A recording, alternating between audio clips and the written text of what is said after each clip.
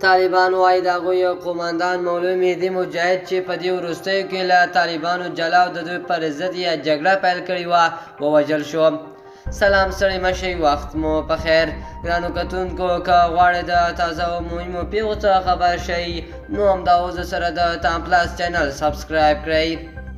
خو د طالبانو د دفاع وزارت په خپل اعلامیه کې زیاتوي چې مولوي مهدي په داسې حال کې چې غوښتل یې ایران ته ولاړ شي د هرات په سرحدي سیمه کې د طالبانو د سرحدي ځواک له لوري وژل شوی دی.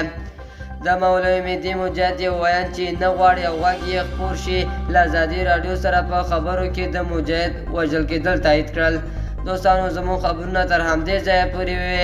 د نورو تازه او مهمو خبرونو لپاره در سره د تام پلاس چینل سبسکرایب کړئ. الله پامان.